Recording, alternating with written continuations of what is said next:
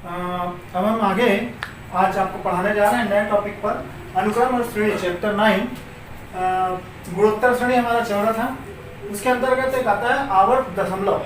Topic आता है आवर्त दशमलव, रिकरिंग डेसिमल, बार बार आने वाला आवर्त दशमलव, आवर्त बोलते हैं। तो आवर्त दशमलव क्या होता है, उसका डेफिनेशन आप 6, 7, 8 में पढ़ चुके हैं, लेकिन फिर भी मैं एक बार समझाने के लिए आपको यहाँ पर लिख दिया हूँ ताकि आपको समझ में आ जाए। मैं पढ़ते जा रहा हूँ, समझ में नहीं आएगा तो बताएंगे, कोशिश कर रहा हूँ। यदि किसी दशमलव संख्या में, दशमलव के बाद बार बार आने वाले दशमलव के बाद अगर कोई संख्या बार बार रिपीट हो रही है और उस अंक के ऊपर, बार बार आने वाले अंक के ऊपर दशमलव का चिन्ह लगा दें, तो इस दशमलव को आवर्त दशमलव कहते हैं।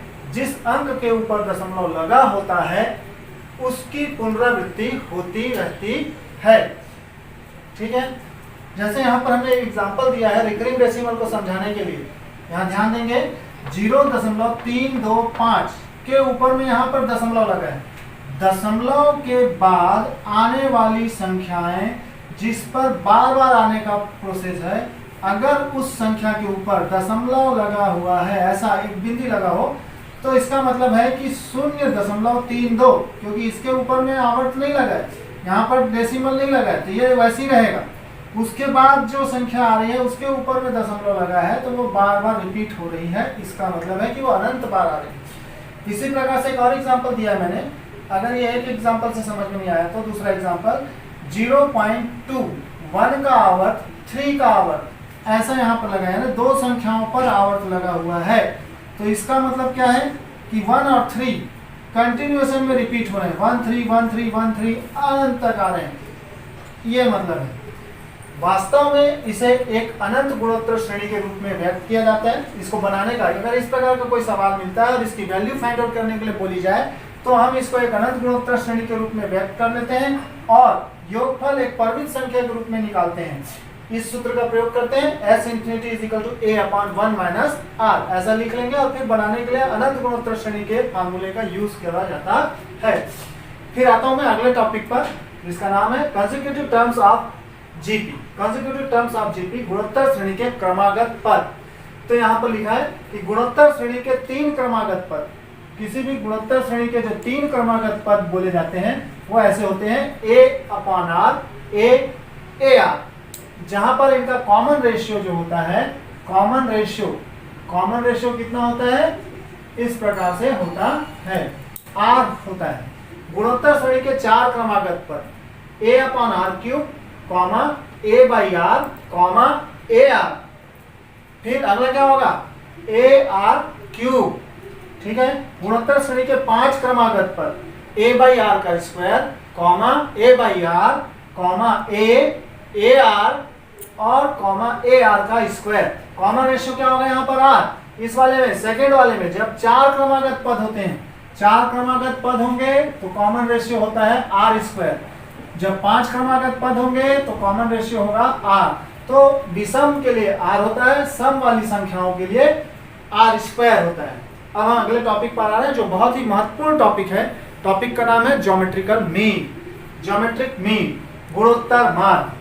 इसमें थोड़ा सा ध्यान देंगे इधर, ये बहुत ही इंपॉर्टेंट टॉपिक है। जिस प्रकार से समांतर माध्य होता है उसी प्रकार से गुणोत्तर माध्य होता है, उसी प्रकार से क्या होता है, गुणोत्तर माध्य। तो यहाँ पर देखिए, यदि 3 राशियां गुणोत्तर श्रेणी में हो, 3 राशियां अगर गुणोत्तर श्रेणी में हो, तो मध्य की राशि, बीच वाली राशि को गुणोत्तर माध्य कहते हैं। इसे गुणोत्तर माध्य या ज्योमेट्रिकल मीन से दर्शाते हैं। माना a और b का गुणोत्तर माध्य, मान लिया गया कि a और b का गुणोत्तर माध्य g है। कहने का मतलब ये हुआ कि a, g और b किसमें है, ज्योमेट्रिकल प्रोग्रेशन में है। अगर a, g और b ज्योमेट्रिकल प्रोग्रेशन में है तो उस कंडीशन में क्या होगा, r इक्वल टू r होगा, r मतलब कॉमन रेशियो इक्वल होना चाहिए। तो हमने लिखा कॉमन रेशियो का formula T2/T1 equal to T3/T2 होना चाहिए। यहाँ पर हो गया G/A equal to G/B, B/G, ऐसा हो जाएगा G/A इक्वल टू B/G।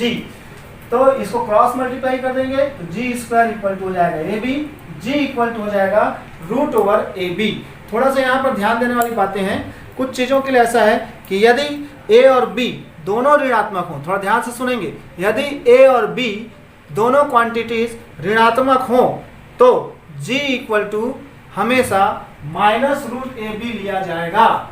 यदि ए भी निगेटिव है, ए क्या है, ए निगेटिव है, थोड़ा ध्यान देंगे, बार बार बोल रहा हूं, अगर ए निगेटिव है बी निगेटिव है तो ज्योमेट्रिकल मीन भी निगेटिव होगा, ज्योमेट्रिकल मीन भी निगेटिव होगा। ध्यान रखेंगे, यहाँ पर बहुत ही इंपॉर्टेंट टॉपिक आ रहा है।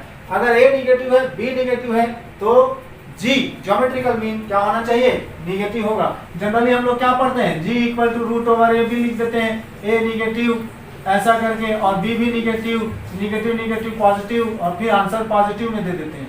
ये नहीं होगा, थोड़ा ध्यान रखेंगे।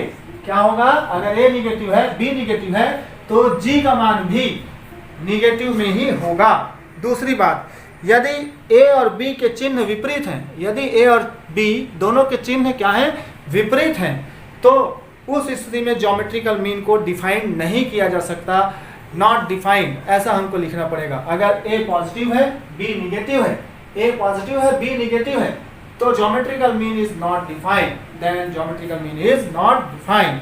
ठीक है,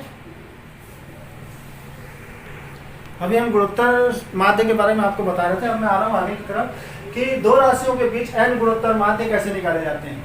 अगर हमको कोई दो राशियां दी जाए और उनके बीच में n गुणोत्तर माध्य प्रविष्ट कराना है तो हम कैसे कराते हैं। माना दो धनात्मक राशियों a और b के बीच n गुणोत्तर माध्य g1, g2, g3 dot dot dot gn है, तो हमारे पास इस प्रकार से हो जाएगा उस कंडीशन में दो राशियां a और b, उसके बीच में n गुणोत्तर माध्य G1, G2, G3, G4, Gn प्रविष्ट कराया गया है, तो जो श्रेणी बनेगी वह भी एक गुणोत्तर श्रेणी होगी। माना इस गुणोत्तर श्रेणी का कॉमन रेशियो r है, मान लिया कि इसका कॉमन रेशियो क्या है, r है, तब यहाँ पर कुल पदों की संख्या कितनी हो जाएगी, तो हम पूरा यहाँ तक गिन लिए n, ये n+1, ये n+2, तो टोटल पदों के टर्म्स हो गए, नंबर ऑफ टर्म्स हो गए n+2। प्रथम पद a है, अंतिम पद tn+2वां पद, tn+2वां पद हमको दिख रहा है सीरीज का आखिरी पद b। अब हम आते हैं फार्मूले में, गुणोत्तर श्रेणी का n+2वां पद। अब हम क्या निकालेंगे, यहाँ पर टोटल n पद है, n+2 पद है तो n+2वां पद निकालेंगे। तो इस सूत्र को जानते हैं हम लोग, nवां पद का सूत्र है tn = n-1। इस सूत्र में n की जगह पर n+2 रख देंगे, n की जगह पर क्या रख देंगे, n+2, तो tn+2 = n+2 -1। 2 में से -1 गया तो यहाँ पर आ जाएगा +1, तो n+1। यहाँ से हमको क्या निकालना है, कॉमन रेशियो निकालना है, क्योंकि हमको कॉमन रेशियो पता नहीं है तो अगला टर्म कैसे निकाल पाएंगे जब तक हमको कॉमन रेशियो नहीं मिला होगा, इसलिए हम कॉमन रेशियो फाइंड आउट कर रहे हैं। पहला हमारा फोकस कॉमन रेशियो पर है। तो जब भी हम गुणोत्तर श्रेणी को बनाते हैं तो हमारे दो चीजें मोस्ट इंपॉर्टेंट होती है, ए और आर। हमको ए और आर कैसे भी करके निकालना चाहिए, तो यहाँ पर ए दिया हुआ था, आर नहीं दिया था, इसलिए मैं आर की तरफ बढ़ रहा हूँ, तो b/a = r⁴n+1 हो जाएगा। अब यहाँ से r निकालना है, तो जब भी हम किसी बच्चे से ऐसा पूछते हैं कि ऐसा है b/a तो r बराबर कितना होगा, तो बच्चा कंफ्यूज हो जाता है, बहुत देर तक सोचता रहता है क्या होगा। तो ये पावर इधर से इधर जाती है तो 1/, हो जाती है। थोड़ा सा ध्यान रखेंगे, पावर को इधर से इधर ले जाया जा सकता है, जब पावर इधर से इधर जाएगी तो 1/, हो जाएगी। तो ये हो जाएगा r = b/a whole to the power 1/n+1। इस प्रकार से हम r निकाल लेंगे। ये प्रोसेस आपको ध्यान रखना है कि r कैसे निकाला जाएगा। यहाँ पर घात को उधर ले जाएंगे तो 1/, हो जाता है। अब गुणोत्तर श्रेणी का मानक रूप हम जानते हैं, ar का स्क्वायर ar⁴n -1 इस प्रकार का होता है। तो यहाँ पर हमारे पास a के बाद सेकेंड टर्म क्या दिख रहा है, इसको हम पहला टर्म बोलते हैं, तो ये सेकेंड टर्म हुआ। सेकेंड टर्म इसी को हम लोग G1 के नाम से जानते हैं, सेकेंड टर्म को ही क्या बोलते हैं, G1। और उसका फार्मूला यहाँ पर क्या दिख रहा है, कंपेयर करा रहे हैं, तो ये r की जगह हम वैल्यू डाल देंगे, r की जगह डाले b/a whole to the power n+1/n+1 तो ये आ गया हमारे पास G1 का वैल्यू। इसी प्रकार से G2 = ar का स्क्वायर, a r की जगह वैल्यू डालेंगे b/a 1/n+1 whole to the power 2 multiply हो गया तो 2/n+1। This is term number 3 G3। G3 term number 4 होता है a r to the power 3, इस प्रकार से निकलेगा a b by a whole to the power 3 upon n plus 1। 3 है तो 3 है, 2 है तो 2 है, 1 है तो 1 है। अगर n है तो क्या हो जाएगा, यहाँ पर n हो जाएगा, तो ये gn is equal to a r to the power n। तो ये इस प्रकार से हम उसका सब गुणोत्तर माध्य निकाल सकते हैं। जितने भी गुणोत्तर माध्य हमको बोले जाएंगे प्रविष्ट कराने के लिए दो राशियों के बीच, तो हम वो गुणोत्तर माध्य निकाल सकते हैं। मैं आपके पास एक प्रमेय के ऊपर आ रहा हूँ जो गुणोत्तर माध्य के ऊपर आधारित है। कि गुणोत्तर माध्य हमारे पास है, तो प्रमेय है, यहाँ पर प्रमेय पढ़ रहा हूँ, ध्यान देंगे, बहुत ही इंपॉर्टेंट प्रमेय है, परीक्षाओं में पूछा जाता है प्रूव करने के लिए। तो यदि दो राशियों के मध्य n गुणोत्तर माध्य हैं, ध्यान से सुनेंगे, यदि दो राशियों के मध्य n गुणोत्तर माध्य हैं, तब n गुणोत्तर माध्यों का गुणनफल दो राशियों के मध्य, उन दो राशियों के मध्य गुणोत्तर माध्य का nवां घात होता है। ये हमारे पास लिखा है। अर्थात हमको सिद्ध करना है कि अगर हमारे पास दो राशियां हैं, उनके बीच में n गुणोत्तर माध्य है, G1 G2 G3 ऐसा करके Gn, अगर इन सबको गुणा कर दिया जाए, क्या कर दिया जाए, गुणा कर दिया जाए, तो ये g की घात n के बराबर होता है। ये हमको प्रूव करना है स्टेटमेंट के साथ, प्रूव दैट, ऐसा।